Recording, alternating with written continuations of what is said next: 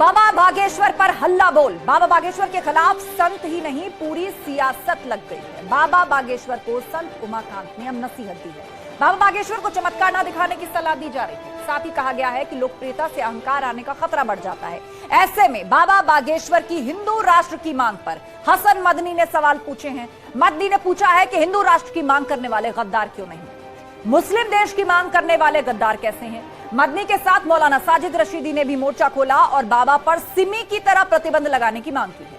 वहीं समाजवादी पार्टी के नेता स्वामी प्रसाद मौर्य हिंदू राष्ट्र पर बाबा बागेश्वर को संविधान का हवाला दे चुके हैं। तो सवाल वही, हिंदू राष्ट्र का प्रण राजनीतिकरण।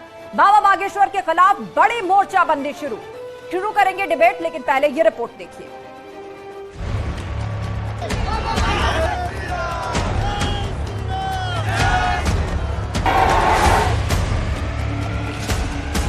बहुत जल्दी हिंदू राष्ट्र की घोषणा भी होगी।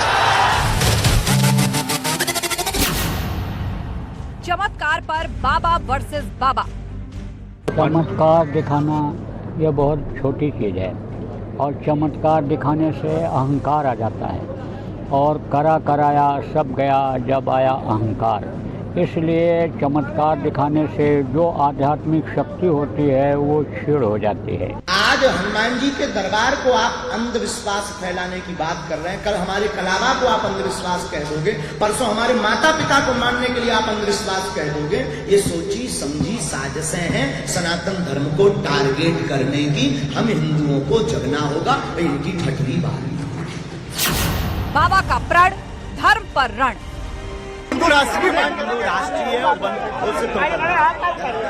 मुल्क को हिंदू स्टेट बनाने के लिए जो कोशिशें कर रहे हैं, असल गद्दार कौन है इस देश के, जो देश के अंदर रहकर इस मुल्क को हिंदू स्टेट बनाने की बात कर रहे हैं। अगर वो हिंदू स्टेट की बात कर रहे हैं और वो गद्दार नहीं है, मुसलमान अगर इस्लामी देश की बात करेगा वो गद्दार कैसे हो जाएगा। बाबा बागेश्वर पर हल्ला बोल।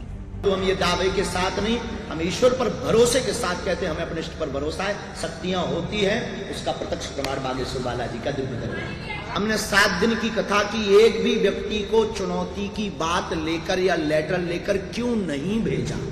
इसका मतलब वह भगोड़ा और वह छोटी मानसिकता के लोग हैं। हिंदू राष्ट्र पर सियासी घमासान। मच्छरों और मक्खियों के भ्रमराने से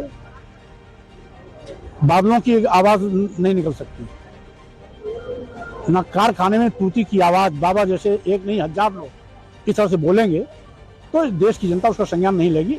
देश भारतीय संविधान से चलेगा, किसी बाबा के बयान से नहीं चलेगा। हिंदुत्व सिर्फ एक धर्म नहीं है, एक बहुत बड़ी फिलॉसफी है। इसका आचार विचार व्यवहार और जो इसकी रहने की पद्धति है हिंदू धर्म की, मुझे लगता है कि ये पूरा विश्व अपना रहा है और मुझे लगता है एक दिन ऐसा जरूर आएगा कि पूरा विश्व ही हिंदू हो जाएगा।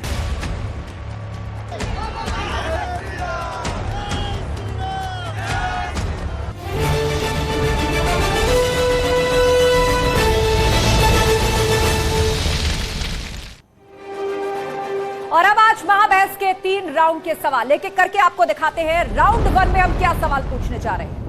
राउंड 1 में हम पूछेंगे चमत्कार पर बाबा के खिलाफ आखिर बाबा क्यों हैं, उन्होंने क्यों कहा कि चमत्कार ना दिखाएं। राउंड 2 में हमारे पैनलिस्ट के लिए सवाल होगा, हिंदू राष्ट्र की मांग आखिर अपराध कैसे है। इस देश में कोई क्या मांग करता है, कोई क्या आवाज उठाता है, उसके लिए संविधान अधिकार देता है। राउंड 3 में पूछेंगे हिंदू राष्ट्र पर सियासी घमासान क्यों, इसमें आखिर सियासत की एंट्री कहां हो जाती है और कौन इसे लेकर सियासत कर रहा है। और चर्चा के लिए गेस्ट पैनल हमारे साथ जुड़ चुका है। रमाकांत मिश्रा जी हैं बीजेपी के प्रवक्ता, प्रोफेसर भुवन भास्कर जोशी जी हैं प्रवक्ता समाजवादी पार्टी, सूर्य मैथिल जी हमारे साथ है राजनीतिक विश्लेषक, और थोड़ी देर में हमारे साथ जय भगवान गोयल भी होंगे अध्यक्ष हिंदू फ्रंट के। आप सभी पैनलिस्ट का बहुत बहुत स्वागत है। तो सबसे पहले सवाल रमाकांत मिश्रा जी आपसे यही, अब तो बाबा वर्सेस बाबा यहां पर होता नजर आ रहा है। पहले स्वामी प्रसाद मौर्य कुछ कह रहे थे, अरशद मदनी ने कोई बयान दिया, किसी और मौलाना ने बाबा बागेश्वर को लेकर कुछ बोला, पर अब सवाल यह कि चमत्कार पर बाबा के खिलाफ आखिर बाबा क्यों।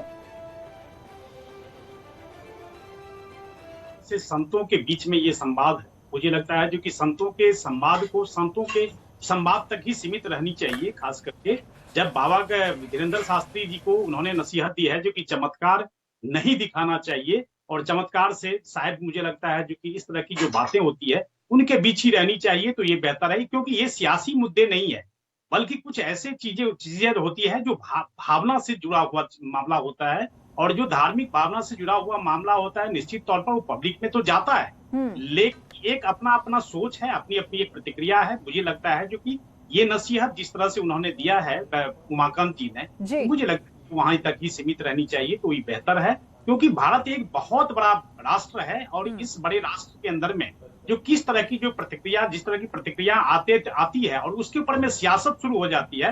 बिल्कुल, बड़ी बात यही है कि इस मामले पर जब सियासत शुरू हो जाती है, प्रोफेसर भुवन भास्कर जोशी, स्वामी प्रसाद मौर्य लगातार बयान देते हैं, शफीकुर रहमान लगातार बयान देते हैं, अरशद मदनी कह रहे हैं कि हिंदू राष्ट्र की मांग करने वाले को गद्दार कह देना चाहिए इस देश में। देखिए, मैं इतना कहना चाहता हूं, जो धर्म है इसका उद्देश्य केवल मानव कल्याण है और विश्व का कल्याण है। जो इस दिशा से भटक कर काम करते हैं, निश्चित तौर पे वो एक एजेंडे को बढ़ाने का काम करते हैं। हमारा मानना है कि अगर ये देश चलेगा तो भारत के संविधान से चलेगा, वही हमको रास्ता दिखाने का काम है। सूर्य मैथिल जी, मामले पर जो सियासत शुरू हुई है उसे लेकर आप क्या कहेंगे? धन्यवाद। पहले आपको, आपके सभी दर्शकों को भारत माता की जय, वंदे मातरम। और मैं समझना चाहता हूं आस्था, ये कौन लोग हैं जो बाबा बागेश्वर को नसीहत दे रहे हैं? और ये तब कहाँ थे जब सिमी आतंकवादी गतिविधियों में लिप्त था। पीएफआई जो है वो देश के अंदर दंगे मचा रहा था, हिंदुओं के सर काटकर सर तन से जुदा का नारा लगाया जा रहा था, हजारों लोग सड़कों पे आकर पत्थर मार रहे थे, और कहा जा रहा था कि 2047 तक भारत को इस्लामिक राष्ट्र बनाया जाएगा, ऐसे इस्लामिक कैंप चलाए जा रहे थे। मैं पूछना चाहता हूं, तभी इनके मुंह में क्या दही जमा था या मुंह में लकवा मार गया था? आज यदि भारत के अंदर कोई संत खड़ा हुआ है जो सनातनियों को जगा रहा है, अपने धर्म का प्रचार कर रहा है, उसको संवैधानिक रूप से आर्टिकल 25 के अंदर इस बात का अधिकार दिया गया है कि वो अपने धर्म का सम्मान करे। क्यों दर्द हो रहा है इन धर्म के द्रोहियों को? ठीक है, प्रोफेसर भुवन भास्कर जोशी, सिमी के साथ तुलना कर दी गई बाबा बागेश्वर की, इसलिए क्योंकि वो हिंदू राष्ट्र की बात करते हैं। संविधान सबको अधिकार देता है, अपनी अपनी इच्छा हर कोई प्रकट कर सकता है, कानून के दायरे में रहकर, संविधान के दायरे में रहकर अपने अपने आंदोलन जन जागरण हर कोई करता है, करता आया है। आस्था जी, मेरा मानना है कोई भी संगठन हो या कोई भी बाबा हो, मौलवी हो, जो इस देश के संविधान की भावना के अनुरूप बात नहीं करता, निश्चित तौर पे उस पर प्रश्न लगेंगे। और जो मैंने आपको, जहां से मैंने शुरू करा, जो संत महात्मा है वो हमेशा से मानव कल्याण की बात करते हैं या विश्व कल्याण की बात करते हैं, तो समाज का धर्म विशेष ही नहीं बल्कि सारे धर्म के लोग उनका सम्मान करना प्रारंभ कर देते हैं, और वो देश को एक दिशा देके जाते हैं। मतलब आप ये कहना चाहते हैं कि हिंदू राष्ट्र की मांग गलत है, ठीक है? ये कहना चाहते हैं? मैं इनसे पूछना चाहता हूँ, क्या केवल हिंदुओं ने ये अफीम खा रखी है क्या कि सारे धर्मों को साथ लेके चलना है? मुसलमानों को जब मौका मिलता है तो हिंदुओं की हत्या करते हैं, दंगे करते हैं। ठीक है, ठीक है। सूर्य मैथिल जी, एक मिनट, हाँ एक मिनट सूर्य मैथिल जी, भुवन जी अपनी बात पूरी करेंगे। भुवन जी, सवाल यही उठा रहे सूर्य मैथिल कि क्या केवल हिंदुओं ने ठेका ले रखा है क्या राष्ट्र के नाम पर और सर्वधर्म संभाव के नाम पर कि सबको एक साथ वेलकम करेंगे? ये तो दूसरी तरफ से भी होना चाहिए, और कम से कम सियासतदानों को जरूर ध्यान रखना चाहिए। आस्था जी, बिल्कुल आपके विषय से मैं सहमत हूं, जिस तरह से आप बात उठाने का काम कर रही है। निश्चित तौर पे मैं कहना चाहता हूं, ये संविधान और देश का कानून, हमारा लोकतंत्र इतना मजबूत है कि कोई भी व्यक्ति इधर उधर नहीं हो सकता। जो होता है उसको जवाब देते हैं। अभी देखिए कर्नाटक में बजरंगबली को लाने वाले लोगों को क्या कहा, क्या जवाब दिया लोगों ने? तो लेकिन गोस्वामी तुलसीदास और रामचरितमानस को लाने वाले स्वामी प्रसाद मौर्य का इंपैक्ट तो देख लिया ना आपने यूपी में निकाय चुनाव में, प्रोफेसर भुवन। वो तो निकाय चुनाव में तो हम वो मच्छर मक्खी कह रहे हैं बाबा बागेश्वर को। देखिए, निकाय चुनाव में तो हम लोग क्या लड़ाई लड़े थे आस्था जी, वो किसी दिन आप निकाय चुनाव पे बहस कर लीजिएगा, उस दिन मेरे को बुलाइएगा, मैं सारे विषय बता दूंगा। आज के विषय में इतना ही कहना चाहता हूँ, केवल धर्म का जो प्रभाव, धर्म का जो अर्थ होता है, धर्म का अर्थ होता है केवल मानव कल्याण और विश्व कल्याण, जो इस दिशा में ठीक है, काम कुल करने का मिलाकर काम मानव करते हैं, कल्याण के उनका नाम पर संबंध। आप सभी धर्मों की बात कर रहे हैं, सभी धर्मों को साथ लेकर के चलने की बात कर रहे हैं। मतलब हिंदू राष्ट्र की बात जो बाबा बागेश्वर कह रहे हैं वो आपके हिसाब से गलत है, वो परिभाषा गलत है। हमारे साथ जय भगवान गोयल जी भी जुड़ गए हैं, अध्यक्ष है हिंदू फ्रंट के। जय भगवान गोयल जी, बहस यहां पर यह चल रही है कि चमत्कार पर बाबा के खिलाफ क्यों बाबा बागेश्वर जब से चर्चा में आए हैं, जगह जगह उनके शिविर लग रहे हैं, लाखों लोग उनके पास पहुंच रहे हैं, तब से उन पर सियासी हमले भी तेज हो गए हैं। कोई उन्हें सिमी से कंपेयर कर रहा है, कोई उन्हें मक्खी मच्छर बता रहा है, तो कोई ये कह रहा है कि हिंदू राष्ट्र की बात करने वाले को क्यों ना गद्दार कह दिया जाए। आस्था जी, मेरी आवाज आ रही है आपको? जी जी। देखिए, आज जो बागेश्वर बाबा है, एक नौजवान युवा है, आज वो देश के हिंदुओं को जगाने का काम कर रहे हैं। हम सबको मालूम है कि 1975 में इंदिरा गांधी जी ने इमरजेंसी लगा करके देश के संविधान में धर्मनिरपेक्ष शब्द को जोड़ा था और हमारा हिंदुस्तान टुकड़ों में बटा। इन लोगों ने धर्म के आधार के ऊपर देश का बंटवारा करवाया, एक पाकिस्तान लिया। आज ये लोग फिर जो 58 कंट्री इस्लामिक कंट्री बना चुके हैं, आज ये मेरे हिंदुस्तान को, मेरे भारत को भी एक और मुस्लिम कंट्री गजवाए हिंद बनाने की साजिश रच रहे हैं, जिसका जीता जागता उदाहरण एनआईए ने बताया कि एक तरफ हम 2047 में जब भारत हमारा 100 साल हो जाएंगे आजादी को, तो हम विश्व गुरु बनने की बात कर रहे हैं, और ये लोग 2047 में गजवाए हिंद बनाने की, भारत को एक और मुस्लिम राष्ट्र बनाने की बाबा बागेश्वर अगर लोगों की अर्जियां सुन रहे हैं, प्रवचन कर रहे हैं, जिस भी तरह के कार्यक्रम कर रहे हैं, उनको सिमी के साथ कंपेयर करना, हिंदू राष्ट्र की बात करते हैं तो गद्दार कहना, आपने कहा गजवाए हिंद की बात करने वालों को क्या कहा जाएगा? रमाकांत मिश्रा जी। अब देखिए आस्था जी, यहाँ पर जिस तरह से विवेचना का अधिकार हमें संविधान देता है, निश्चित तौर पर विवेचना ये अधिकार हमारा संवैधानिक है। चाहे बाबा अगर कह रहे हैं हिंदू राष्ट्र की परिकल्पना की बात कर रहे हैं, ये स्वतंत्र है उस चीज के लिए कहने के लिए, और इसको इसके विषय के ऊपर में गद्दार कोई अगर कहे तो मुझे लगता है कि कहीं ना कहीं उनके ऊपर में ये कुठाराघात है, और हम लोगों को इस तरह की बातों को निश्चित तौर पर इसका विरोध करना चाहिए। हमने देखा जिस तरह से महात्मा गांधी ने अंतिम शब्द कहा था, हे राम, और वही कांग्रेस पार्टी आज राम को काल्पनिक बताने की कोशिश कर रही है, तो इसको आप क्या कहेंगे?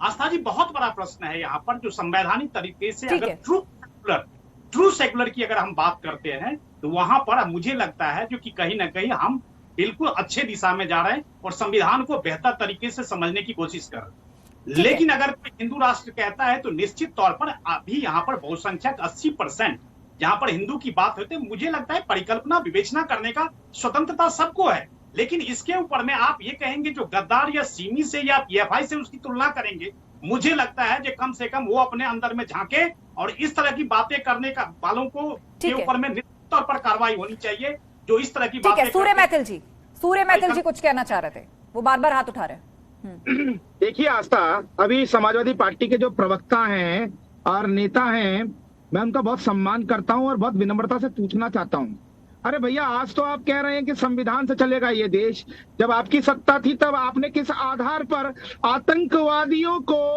छोड़ने के लिए आपने ऑर्डर कर दिए थे, जिसको हाई कोर्ट ने लताड़ कर वापस करवाया, वो किस संविधान के अनुसार था? जब मुजफ्फरनगर के दंगे हुए थे, हिंदुओं को काटा गया था और हिंदुओं के ऊपर झूठे आरोप लगाए थे, वो किस संविधान के तहत आपने किया था?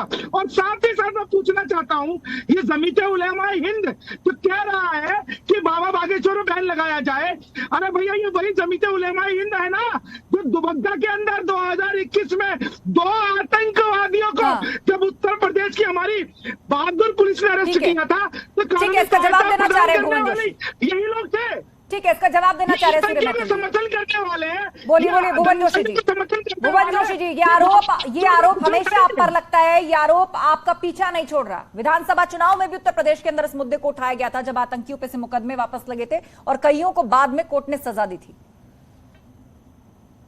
डाकू और ये इन्होंने जो दंगे का विषय बताया, मैं आस्था जी बताना चाहता हूँ, यही भारतीय जनता पार्टी है जो हमारे नेता माननीय मुलायम सिंह जी के खिलाफ डाकू तहसीलदार सिंह को टिकट देने का काम करती है।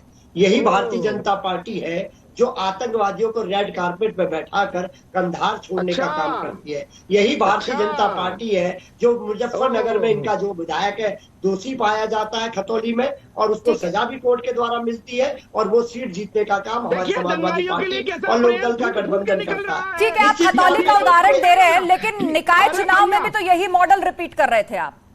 खतौली मॉडल की बहुत चर्चा कर रहे थे, निकाय चुनाव में भी आपने इस चीज को आगे रखा, अपना गठबंधन आपको लगा कि एक फॉर्मूला मिल गया, लेकिन कामयाबी नहीं मिली निकाय चुनाव में। बहरहाल राउंड 2 के लिए अगला सवाल मैं आऊंगी आपके पास, इसी से जुड़ा एक सवाल है। सवाल यह कि हिंदू राष्ट्र की मांग अपराध कैसे? देश संविधान से चलता है, नियम कानून संविधान सबके लिए बराबर है।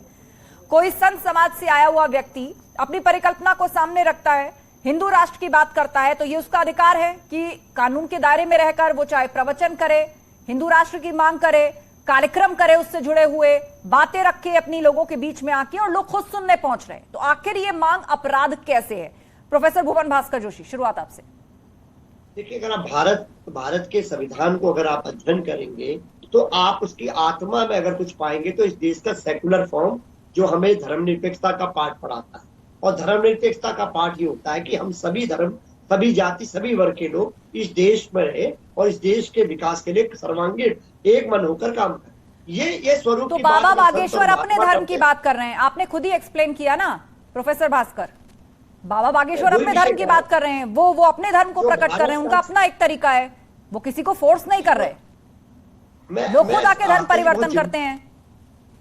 मैं आस्था जी को मैं उसी विषय पे आपसे कहना चाहता हूँ, अगर वो सर्व धर्म की बात करते, सबको साथ चलने की बात करते, तो इस देश का जो संविधान है वो उसको आज्ञा देता। लेकिन जब आप किसी धर्म विशेष की बात नहीं, करते हैं, आप सब धर्म की बात करने से क्या कहना चाहते हैं? क्या बाबा बागेश्वर कलमा पढ़ लें उस पंडाल में बैठकर? वो जिनकी पूजा करते हैं, वो जिनके लिए अर्जियां लगवाते हैं, लोग खुद आते हैं उनके पास, वो तो वही बात करेंगे ना जिस परंपरा से वो खुद है। और आप खुद बता रहे हैं संविधान के तहत हर किसी को अधिकार है। अब वो कोई और प्रेयर तो नहीं करने लग जाएंगे ना वहां पर बैठकर? आस्था जी, अर्जी लगाना एक विषय है, और जो इस राष्ट्र के स्वरूप है उसके खिलाफ बात करना वो कोई सियासत में तो है नहीं कि हाउस के अंदर बैठकर सारे धर्मों की, सारे जातियों की बात करेंगे। वो तो अपने प्रवचन कर रहे हैं, अपने कार्यक्रम कर रहे हैं। जब इस तरह की बातें करी जाएंगी दूसरे धर्म विशेष के लोगों को दिक्कत होती है, और ये देश के स्वरूप जो स्वभाव धर्म विशेष के लोगों को दिक्कत होती है या कुछ धर्म विशेष को साथ लेकर चलने वाले सियासतदानों को दिक्कत होती है? रमाकांत मिश्रा जी, यहाँ ये कहा जा रहा है कि बाबा बागेश्वर को सारे धर्मों की बात करनी चाहिए, सारे धर्मों को साथ लेकर के चलना चाहिए। नहीं, मैं कह रहा हूं क्यों करना चाहिए। मुझे एक लगता है जो अपने धर्म का अगर आप प्रचार प्रसार कर रहे हैं तो उसको मैं उसमें सबका धर्म, देखिए, न यहाँ पर धर्म निरपेक्षता के ऊपर में कोई कुठाराघात है, न कोई संविधान के ऊपर में कुठाराघात है। मैं तो बार बार कह रहा हूँ इस चीज के ऊपर में अपने धर्म का प्रचार प्रसार करना कौन सा गलत है। आज समाजवादी पार्टी कह रही है, इन्होंने अपने आप को फक्र से कहा था। वो कह रहे कुछ धर्म विशेष के लोगों को बुरी लगती है ये बात, कुछ धर्म विशेष के लोगों को बुरी लगती है। क्यों बुरी लगती है? क्या उन्हें कोई जबरदस्ती घसीट कर पंडाल तक लाता है कि सुनिए इनकी बात? इन्होंने खुद कहा था आस्था जी, जो कि हम फक्र से कहते हैं कि हमने राम भक्तों के ऊपर में गोलियां चलाई थी, ये फक्र से कहते हैं। तो क्या आज इनसे न पूछा जाए इस चीज का, जो कि आपने किस आधार के ऊपर में राम भक्तों के ऊपर में गोली चलाई थी? और आज आप बात कर रहे हैं निकाय चुनाव, या आप 2024 की बात कर रहे हैं। मैं अभी भी कह रहा हूं, जो अपने धर्म का प्रचार प्रसार करना कहीं पे भी संवैधानिक। प्रोफेसर भुवन, आपका जवाब, उसके बाद सूर्य मैथिल जी। मैं इतना बताना चाहता हूँ, भारतीय जनता पार्टी को धर्म के प्रचार और प्रसार की सबको आज्ञा है, लेकिन इसके साथ साथ जो इस राष्ट्र के स्वरूप के खिलाफ बात होगी, जो एक धर्म विशेष के राष्ट्र की बात होगी, निश्चित तौर पे इस देश का संविधान उसकी आज्ञा नहीं देता। धन्यवाद। राष्ट्र का देखिए आस्था, मैं पहले समाजवादी पार्टी के जो प्रवक्ता है ना, मौलाना साहब जो बैठे हैं यहाँ पर, क्या नाम है भूल रहा हूँ, मौलाना भुवन भास्कर जोशी जो बैठे हैं। भुवन भास्कर जोशी हैं। हाँ, मौलाना भुवन भास्कर जोशी जी को बता देना चाहता हूँ पहले तो कि मौलाना साहब, हमारे बागेश्वर बाबा ने यह नहीं कहा कि देश का संविधान बदल दिया जाए। उन्होंने बिहार के अंदर कहा कि 5 करोड़ हिंदू अगर अपने घर से तिलक लगाकर और घर के सामने धर्म ध्वजा फहराकर निकलेगा तो हमारा सनातन जागृत होगा। मौलाना भुवन भास्कर को परेशानी तब नहीं होती जब 2 से 3 हजार लोगों को कन्वर्ट कर दिया जाता है धर्मांतरण में। मूक और बहादिर उत्तर प्रदेश की एसटीएफ उनको अरेस्ट करती है, कई सौ करोड़ रुपए का उसमें घपला निकलता है, तब मौलाना साहब को परेशानी नहीं होती। जब क्रिश्चियन मिशनरीज हमारे हिंदुओं को कन्वर्ट करती है तब इनको दर्द नहीं होता। लेकिन हमारे बाबा बागेश्वर यदि मंच से कहते हैं कि भैया सनातनियों जाग जाओ, पूजा पाठ करना शुरू करो, अपने धर्म का सम्मान शुरू करो, तो इन सारे के सारे रंगे हुए सियारों के पेट में दर्द होता है। ठीक है, और ये टीवी ठीक है, बात आ गई आपकी। प्रोफेसर भुवन जवाब देंगे। आप बार बार सेक्युलर शब्द का इस्तेमाल कर रहे हैं, बार बार संविधान का हवाला दे रहे हैं, तब ये सब कुछ सेक्युलर लगता है आपको जब जबरदस्ती कन्वर्जन होते हैं, कुछ मूक बधिरों को किसी दूसरे धर्म के अंदर उनका धर्मांतरण करवा दिया जाता है? मैं आस्था जी देखिए, धर्म विशेष में हस्तक्षेप कैसे है, जैसे अभी हमारे छोटे भाई हमारे प्रिय भाई मैथिल जी मुझे कह रहे थे, मौलवी साहब कह रहे थे, मैं जिस धर्म में हूँ मेरे को जो राम का नहीं वो किसी काम का नहीं, जो राम का मैथिल जी को बात पूरी करने दीजिए अपनी। सूर्य मैथिल जी बात पूरी करने दीजिए, बोलिए प्रोफेसर। मुझे मेरा जो धर्म है, मेरे को जो पूजा का अधिकार है, वो मैथिल जी की कृपा से नहीं मिला है, वो भारत का संविधान देता है। इसीलिए मैं आस्था जी बार बार आपके विषय में बार बार कहता हूँ कि ये देश चलेगा केवल संविधान से चलेगा, और हमारा लोकतंत्र बहुत मजबूत है और ये मजबूत होना चाहिए। संविधान से तो चलेगा, संविधान से चल ही रहा है और आगे भी चलेगा, लेकिन मेरा सवाल आपसे ये था, तब ये सब कुछ क्या आपको सेक्युलर लगता है, तब ये सब कुछ आपको संवैधानिक लगता है जब जबरदस्ती धर्मांतरण होता है, कुछ निर्धन हिंदुओं को जबरदस्ती उनका धर्म परिवर्तन करा दिया जाता है, कुछ मूक बधिरों का कन्वर्जन करवाया जाता है, चाहे वो मिशनरीज करे, चाहे वो दूसरे समुदाय विशेष के लोग करे? आस्था जी चाहे गलत कोई हिंदू करे, चाहे गलत कोई मुस्लिम करे, गलत तो गलत है, इस पे हमारी दिक्कत नहीं है। धर्म के प्रचार में दिक्कत नहीं है। आते आते आज मौलाना भुवन जोशी के मुंह से निकला तो सही कि जो शुक्रवार को निकलकर पत्थरबाजी करते हैं वो गलत करते हैं, जो आग लगा देते हैं, गोलियां चलाते हैं। मैथिल जी आपके शब्द है, मेरे शब्द नहीं है, ये आपके शब्द है, मेरे शब्द नहीं है। मैं इस देश के संविधान, इस देश के लोकतंत्र को मानने वाला हूँ। जय भगवान गोयल हमारे बीच में, जय भगवान गोयल, आप दोनों शांत हो जाइए। जय भगवान गोयल जी, जय भगवान गोयल जी से मेरा अगला सवाल है। सूर्य मैथिल जी और प्रोफेसर भुवन आप दोनों शांत हो जाइए। जय भगवान जी, सवाल यही है कि हिंदू राष्ट्र की मांग क्या अपराध है इस देश में? थोड़े दिन पहले दिल्ली के रामलीला मैदान में मदनी बंधुओं ने लाखों की संख्या में मुसलमानों को इकट्ठा करके खुलेआम हमारे सनातन का, हमारे हिंदू धर्म का अपमान किया था। खुलेआम कहा था सिर्फ अल्लाह है और कोई धर्म नहीं है, इस्लाम ही धर्म है। आज अगर हमारे बागेश्वर बाबा डॉक्टर हिंदू राष्ट्र की बात कर रहे हैं, लोगों को अपने धर्म के प्रति जगाने की बात कर रहे हैं, हम किसी मुसलमान का विरोध तो नहीं कर रहे, अपने हिंदू समाज को जगाने की बात कर रही है। और ये बात मान लेनी चाहिए कि भारत हिंदुओं का देश है, हिंदू राष्ट्र है।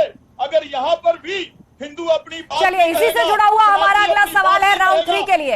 इसी से जुड़ा अगला सवाल राउंड 3 के लिए ये है कि हिंदू राष्ट्र पर आखिर सियासी घमासान क्यों? और इस बात का जवाब प्रोफेसर भुवन भास्कर जोशी देंगे। क्या जरूरत है, एक संत अपने कार्यक्रम कर रहा है उसमें सियासत को घुसाने की, वहां जाकर ये कहने की कि मच्छर मक्खी के भिनभिनाने से बादलों के गरजने की आवाज नहीं होती, वहां जाकर ये कहने से कि ये तो सिमी की तरह है, इनको देश का गद्दार क्यों ना कहा जाए? देखिए मैं इतना कहना चाहता हूँ, कोई साधु हो, कोई मौलवी हो, उसको अपने धर्म का प्रचार का अधिकार ये भारत का संविधान देता है। लेकिन जब वो किसी धर्म विशेष के राष्ट्र की बात करता है, मुझे लगता है संविधान की मूल भावना का आनंद है। ठीक है, सूर्य मैथिल जी। देखिए यहाँ पर मौलाना भुवन भास्कर ने बहुत आसानी से बोल दिया कि भैया संविधान की मूल भावना से छेड़छाड़ है। अरे भैया उन्होंने कहा क्या संविधान को बदल दो? उन्होंने यही तो कहा कि इस देश का जो बहुसंख्यक सनातनी समाज है जो अपने धर्म से विमुख हो रहा है, उनको जागने की आवश्यकता है। अरे शिखा रखो, पूजा करो, हनुमान चालीसा पढ़ो, भगवान श्री राम का नाम लो, तिलक लगाओ, धर्म ध्वजा फहराओ। और एक बात पूछना चाहता हूं मैं आपसे आस्था, ये मौलाना भुवन भास्कर जोशी आज तो बड़ा टाई टाई कर रहे हैं। वो हैदराबाद में 2 बकरे रहते हैं, एक बकरा मिनमिना रहा था। 25 करोड़ है, तुम 100 करोड़ हो। 5 मिनट के लिए पुलिस हटा दो, तब ये मौलाना भुवन भास्कर के मुंह से कुछ शब्द निकले थे क्या? सूर्य मैथिल जी, भाषा की मर्यादा कायम रखिए। सबसे पहले भाषा की मर्यादा कायम रखिए। ठीक है, आप बिना नाम लिए इशारा कर रहे हैं, लेकिन शब्दों को संभालिए, थोड़ा शब्दों को संभालिए जरा। जो बिन बिनाने का शब्द प्रयोग कर रहे हैं, मैं उनके लिए कह रहा हूँ जो बिन बिनाने की बात कर रहे हैं। ठीक है प्रोफेसर भुवन, विपक्षी पार्टियों को दरअसल ये पेट में दर्द हो रहा है कि 24 का चुनाव पहले है, और अगर जातियां छोड़ करके सब हिंदू के नाम पर एक हो गए तो ये तो बड़ी दिक्कत हो जाएगी विपक्ष के लिए। बहुत सारे दलों की तो राजनीति जातियों पर चलती है, आरक्षण पर चलती है। मैथिल जी जिनकी ओर इशारा कर रहे थे हैदराबाद के लोगों को, वो तो चुनावी मददगार इनके हैं। 22 के चुनाव में, नगर निगम के चुनाव में वो तो भारतीय जनता पार्टी के गठबंधन के साथ ही है, जो चुनाव में इनकी मदद करते हैं, फिर हैदराबाद चले जाते हैं। वो तो भारतीय जनता पार्टी के सहयोगी है।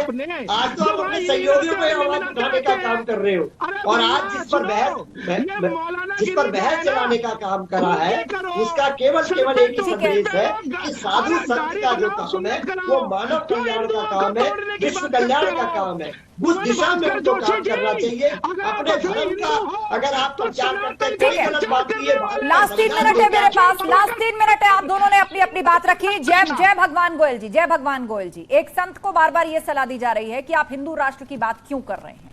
ज्यादातर विपक्षी पार्टियां इस बात को कह रही हैं कि ये तो संविधान की मूल भावना के खिलाफ है। अब सवाल ये कि क्या बाबा बागेश्वर कोई इलेक्टेड मेंबर हैं किसी हाउस के, कि वो संविधान की भावना के प्रतिकूल जाकर के काम कर रहे हैं? वो एक संत है, अपने अनुयायियों को शिक्षा देते हैं, वो अपनी बात रखते हैं, अध्यात्म का तरीका बताते हैं।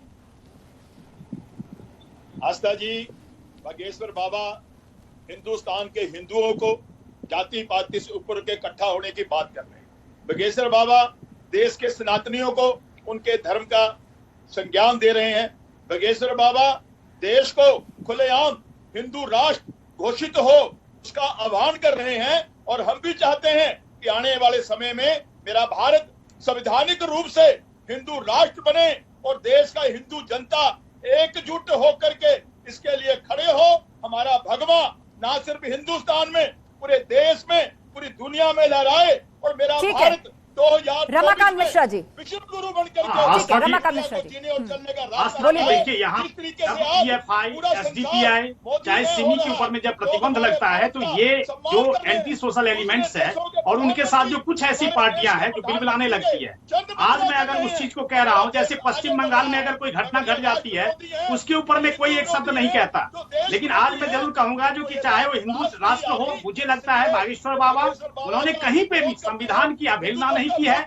अपने अनुयायियों को जागृत करने का काम किया है। उन्होंने अपने धर्म का प्रचार प्रसार करने के लिए आगे आए। उन्होंने कहा है हनुमान चालीसा पाठ करो, तिलक लगाओ, इसमें कहीं भी संविधान का कहीं। ठीक है, और जाते जाते मेरा सवाल प्रोफेसर भुवन भास्कर जोशी जी आपसे यही कि बाबा बागेश्वर जो भी कर रहे हैं, जिस भी तरह की शिक्षाएं दे रहे हैं, लोगों की अर्जी स्वीकार कर रहे हैं, उन्होंने अपने कौन से कॉन्स्टिट्यूशनल राइट को वायलेट किया है या फिर किसी और के किसी कॉन्स्टिट्यूशनल राइट का हनन किया है? ये बताइए। मैं आस्था जी कानून का विद्यार्थी होने के कारण इतने कहते हैं, जब हम किसी धर्म विशेष की राष्ट्र की बात करते हैं, चाहे वो कोई भी धर्म हो, निश्चित तौर पर इससे केवल एक संत तो पूजा पाठ की ही बात करेगा ना, वो तो अपने धर्म ग्रंथ, वेद, पुराण, भगवान, देवी देवता, इन्हीं की बात करेगा ना। आस्था जी, पूजा करना, पूजा का प्रचार करना कोई गलत नहीं है, तो और क्या कर रहे हैं बाबा बागेश्वर? बाबा बागेश्वर तो यही कर रहे हैं ना, और क्या कर रहे हैं वो? अरे सुनिए, आस्था जी सुन लीजिए, धर्म विशेष के राष्ट्र की बात आप नहीं कर सकते। अच्छा, आपके हिसाब से हिंदू राष्ट्र की बात करना जो है वो अपराध है इस देश के अंदर? टोपियां लगा करके भारत को गजवाए हिंद बनाने की बात कर रहे हो। ठीक है, चलिए, समय खत्म। एक तरफ विपक्ष की तरफ से ये कहा जा रहा है कि हिंदू राष्ट्र की बात करना गुनाह है, लेकिन क्या ये स्वर तब भी इतने मुखर होते हैं जब देश में गजवाए हिंद की बात की जाती है, उसका जिक्र होकर आता है? और क्या उस वक्त भी इतना ही मुखर होकर विपक्षी पार्टियां विरोध करती हैं? क्योंकि अगर यहां पर आप संविधान का हवाला देके किसी को गलत कह रहे हैं तो गजवाए हिंद क्या सही है? बहरहाल 2024 की जो सियासत है उस किस तरीके से इर्द गिर्द अभी से घूमती हुई दिखाई दे रही है, बाबा बागेश्वर, जिनके पंडालों में रोजाना लाखों लोग पहुंचते हैं, उन पर यह आरोप लगाया जा रहा है कि उनको देश का गद्दार क्यों ना कहा जाए, क्योंकि वो हिंदू राष्ट्र की बात कर रहे हैं। तो दूसरी तरफ बाबा बागेश्वर का यह कहना है कि मैंने तो किसी और धर्म का अपमान नहीं किया, न किसी के साथ जबरदस्ती की है। लोग खुद आते हैं उनके मंच पर, कन्वर्ट होते हैं, अपनी स्वेच्छा से वीडियो बनवाते हैं। तो ऐसे में इस देश में किसी भी धर्म के पालन का अधिकार संविधान हर किसी को देता है, और यही बाबा बागेश्वर के मंच पर सहमति से हो रहा है, और यही कुछ सियासतदानों के पेट में दर्द भी कर रहा है। महाबहस में फिलहाल इतना ही। खबरें जारी हैं, आप जुड़े रहिए हमारे साथ। आप देख रहे हैं न्यूज़ 18 उत्तर प्रदेश उत्तराखंड।